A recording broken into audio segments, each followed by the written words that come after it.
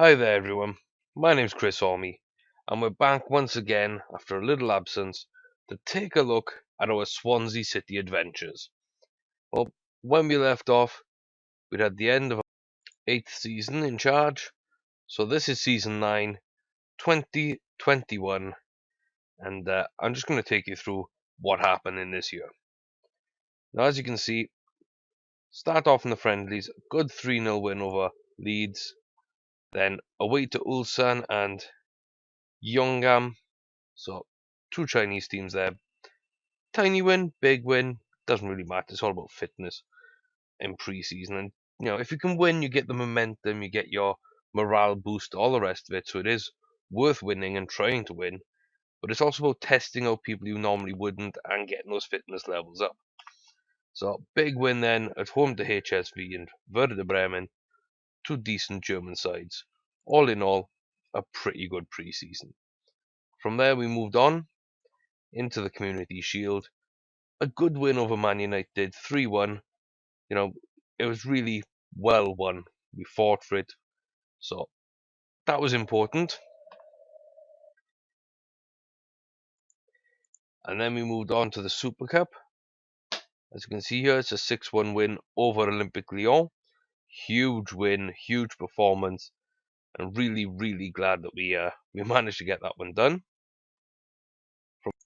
We'll take a look at the World Cup because normally we look at this later, but just trying to shorten the videos because they're starting to branch out into the half-hour range, which is a bit much for most people.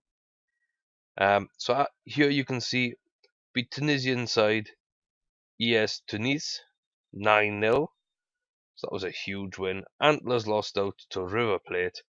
So we faced River in the final, 4-0 there, nice and comfortable, really tidy game. So, it's just another trophy in the cabinet. The players are happy, the fans are happy, and it's just one of those things you need to keep doing just to keep everybody, basically happy. And now you can see in the Capital One Cup, fourth round, beat Reading 4-1, on to the quarter-final. It's Tottenham 4-0, 7-0 over Wolves in the two-legged semi, which was huge. And then we met West Ham in the final. They'd overcome Watford 1-0, Plymouth 2-0, and then had a real barnstormer of a tie against Stoke 5-4 in the semi-final. So just winning by the odd goal there, West Ham. They had their day at Wembley, but wasn't to be for them. We stepped up our game and we took home the Capital One Cup yet again. Nice 3-0 win, comfortable, stylish performance. So really pleased with the boys this season, the way they just keep pushing and just making sure that we are the dominant club. As you can see here in the FA Cup, similar sort of story. 6-0 over Nottingham Forest, 3-0 over Huddersfield, and a 3-0 in the semi-final over Brighton. So not the toughest run in. We had a pretty good run in the FA Cup this year. And after all those years of not winning it, to have such an easy run was, a bit of a delight for us. I really, really did like that, to be fair. We faced off against Reading in the final. They'd overcome Everton 1-0, hard-fought performance there. 3-2 over Colchester. They needed extra time to separate them there. Then they overcame a very good Newcastle side who had beaten Man United earlier on in the competition. So, Reading really clawed to get into the final. But at the end of the day, class told out. We were successful and we got our hands on the FA Cup again. So, delighted with that performance. And then on to the league. As you can see, a pretty dominant performance. Unbeaten the whole season, just drawing 4 games and over 100 goal difference in our favour. At the bottom of the table, Norwich, West Ham and Watford not having the best of games, best of seasons. They went down. I mean, Watford conceding 83 goals is just, well, it's a real heartbreaker for them. But, they did concede more goals than anybody scored in the league except for ourselves and Chelsea. So 18 teams failed to score more goals than Watford conceded in this season. And I think that's a real reason why they went down. You can also add West Ham into that. You can actually add Cardiff into that fact with 73 goals conceded, and Blackburn as well, 76. So it's a real sort of top and bottom heavy goal distribution. Ourselves and Chelsea scoring loads of goals. United not far off, or not too far off. They're leading the chasing pack basically. And then at the bottom you've got Watford, West Ham, Blackburn and Cardiff really conceding a lot. 2 going down, 2 surviving. But not the best of seasons for some of those clubs. As you can see in mid-table, you've got Liverpool in 12th, just behind Everton in 11th, and Tottenham in 10th place. Wolves and Reading stepping up, Stoke making a push for Europe, but missing out on the Champions League place, and only on goal difference as well. 2 goal difference behind Newcastle. So it was a big, big season for a lot of teams, and a lot of changes happening at this part in the save. But as for ourselves, we won the league by 22 points, more than double anyone else's goal difference, and as I say, unbeaten in the league. Phenomenal performance. Absolutely delighted with our displays that season, with our sort of tenacity and ruthlessness over the course of the season in the Premier League, and it just sealed another league title and reinforced our grip on the division. So the last competition we're going to look at is the Champions League. Now, we had overcome Porto, Shakhtar, Inter Milan, who came through the group in second place with us, but we'd beaten them home and away in the group stages, so that was a huge performance for us. Then, first knockout round, drawn against Barcelona, not an easy tie by any stretch of the imagination, and, we did win 5-2, so that was a great, great time for us.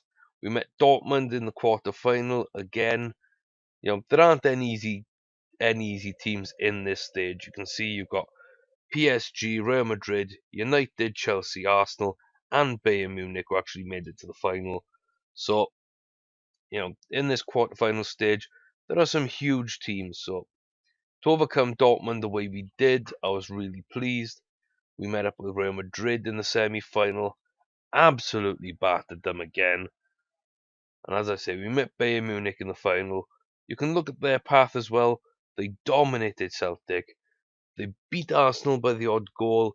They beat United by the odd goal. And then in the final, this was a bit of a shock to me. We played this on live stream over at Twitch, and I think everybody was a bit surprised to watch that final. But my team were in form. They were fit. They were hungry. They had great morale. Bayern had 1 or 2 slight knocks, and I think a booking or 2 kept someone out of the final. But on the whole, we were just the far better side, and we were absolutely ruthless. This was probably our best season in terms of finishing teams off and making sure that we were the winners in every competition. This was the season where I felt that we were the most dominant. So a huge 8-0 win in the final of the Champions League. Mind-blowing stuff. And as I say, it wrapped up a clean sweep of trophies again for us this season. And in some style as well. So let's move on now and look at the transfers in. As you can see, it's a pretty decent amount of players in and pretty decent fees as well for some of them. So I'll just take you step by step. Lloyd Finley from Liverpool for 4 million. Well, Lloyd's a young right back who I think I'm going to need in the future. He looks good, he's English, and he has a lot of potential to him. So I felt that was important to bring him in for the future. Big fee, but when he becomes our first team right back in 2 to 3 seasons time, that is going to be a huge bargain. Simon Patterson over from Burnley in £13 million deal. I believe he's about 23. He's a young centre back from Denmark, and I was umming and ahhing over whether to spend so much money on him, but he went straight onto the bench. I did need another defender, and over the course of the season, he actually, really sort of put himself in the first team. I could not leave him out at the end of the season. So instead of being my third choice, he sort of became second or first choice at the back at times.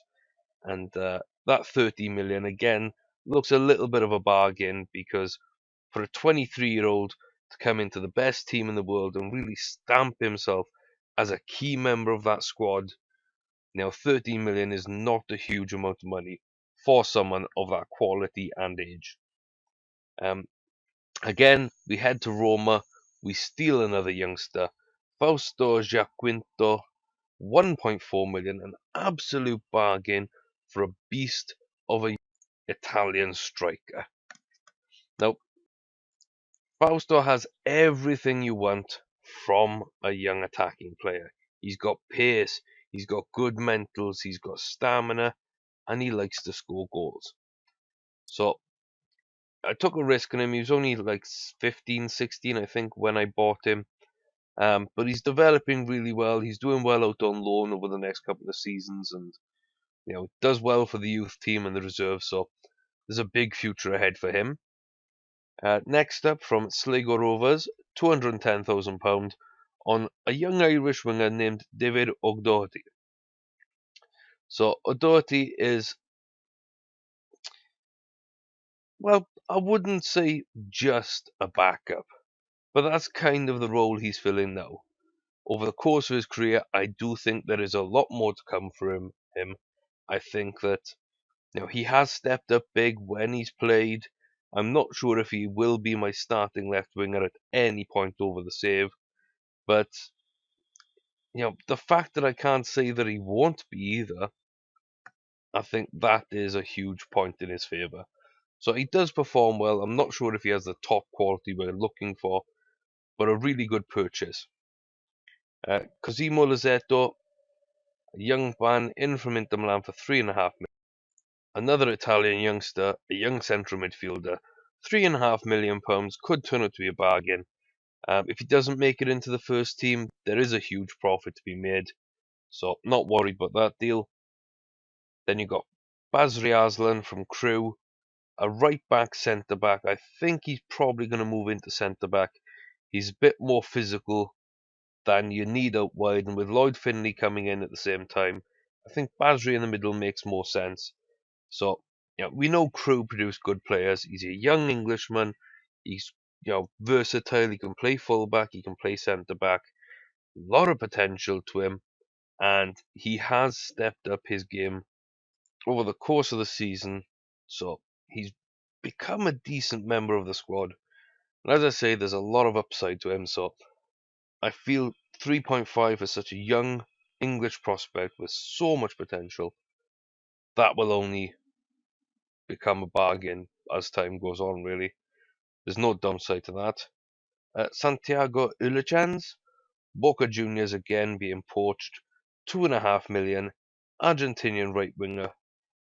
More of a backup than a first team player, but I do think when he is starting to complain about not getting into the first team, I will be able to sell him for, I'm thinking between 12 and 20. You'll probably get 15, 16 million for him.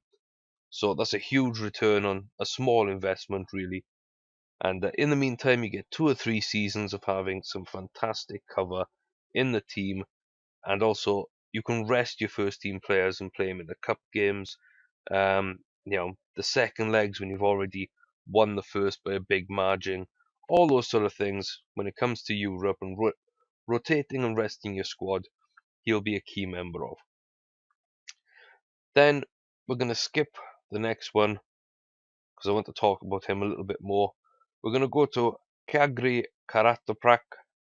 He's from Bayern Munich, 1.8 million for a Turkish-born German left back. And again, I think he'll only ever be backup, but for the fee, for the potential, for the use we can get out of him, low wages as well, another great signing like Ulicens, primarily backup with a chance to sell him for a huge profit in the future. And that is exactly the kinds of players I love signing in these games. Another kind of player I love signing, of course, is those youngsters who break into the first team early and hold that role. And that's where we come to Paco. Now, there's a theory going around with a few of us on YouTube and Twitch, and it's that every save has a great Paco. So, take a look at your game, guys. There's normally going to be a central midfielder. There'll be an attacking midfielder primarily. I've seen a couple of wingers, not too many. I've seen a couple of central defensive midfielders, but usually it's an attacking midfielder through the centre, young Brazilian regen, new gen, called Paco. So mine came from Sao Paulo on a £2.5 million deal. And let's have a quick look at his stats now. It's 2 years on, so we bought him at age 18. It's 2.5 years on. So I bought him age 18. He's turned 21 for me now. You can see he's worth a lot of money. It's a huge, huge increase. His wage per week isn't that great for him. It's great for me. His mentals are a little low in places. I want more anticipation. I want a little bit more sort of elsewhere. But on the whole, phenomenal physicals, and he's got great first touch and finishing, great passing, creativity off the ball, high determination. They are what I want to see from a youngster. There's a 3-star ability, 4-star potential, according to my assistant manager. And at just 21 years old, he is fast becoming a key member of the squad. Now, he's unlucky in that a central attacking midfield role is where my captain and star player actually resides, and that's Van den Berg. So Pac was having to take things slowly, but at such a low wage and amount of money I bought him for, he will turn out to be a huge success. And that rounds up our transfers in. We'll take a very quick look at the transfers out. So you can see here Bakary Kone, centre back, pretty old. We got rid of him. Benali was a good midfielder, not making it into our team. Started to complain about that, so out to Stoke for a huge fee. Same with Alex Murray. Jason Nurse, young right back, was never going to make it, so he goes out. Malozzi's a left winger, out to Stoke for big money. Mendes, Durant, Tosh Rooney, and Jonathan Cochrane, all youngsters. Cochrane is a goalkeeper who went out on loan and did well, so that's a big fee for him. Etame was a right back. He goes out to Forest as well, completing a trilogy of sales for what, £15 million? So I feel we got good money out of Forest in this season. There's a bit more later on as well, with Alan Marsh for £650,000. Henke, Paper, and Duran, they go abroad. Decent fees there. Chris Foster up to Kilmarnock. George Hancock up to St Johnstone. 2 good deals for 2 decent youngsters who are, again, not going to make it for me.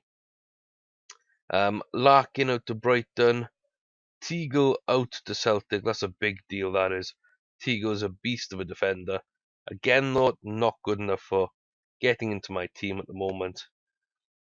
Giuseppe Rossi and Wayne Rooney out. 2 people I brought in at the start of the season on free transfers, just to tutor. Didn't actually work out. We lost a lot of money despite, the fees we got. Just purely wages, and having to pay them extra wages to let them leave is a huge, huge loss for us on those 2 players. But I felt it was a risk worth taking. And then £30 million for Phil Jones out to Arsenal. Great player, but again just didn't fit into what we were doing at this stage. Getting old, and we needed to put other people in. And then £50 million for Jack Wilshere. Now, Jack was only about 27 at this point. Not really wanting to sell him, but feeling the need to because Van den Berg was coming in, Pack was coming through, and there's 2 or 3 youngsters as well. So strike while the iron's hot. Well, the fee was the biggest, and we made a huge profit of about £115 million over the course of that season, purely on transfers. So, all in all, guys, a really, really good setup. And so there you have it, guys. Our 9th season in charge of Swansea. A dominant performance across the board. Teams are starting to rebuild and play catch up, but we are continuing to push ourselves on and make ourselves better every season. So good transfers, huge wins in the competitions. This season we won it all and we made sure that we are number one. So there's only 2 more seasons to catch up on, and then I will actually end the last game of my 12th season and then upload that as well. So not too much left to come, but then you can see the youngsters of the team as it is and where the future lies. So guys, that's going to wrap it up for us this episode. I hope you've liked what you've seen. If you have, please leave a thumbs up. Please share the video, leave a comment, tell me what you liked, what you didn't like about the video, what you want to see more of, and we'll see if we can't get the channel a bit more to your style and preference in the future. Until next time guys, I've been Chris Ormie. Thanks for watching, and until I see you again, take care.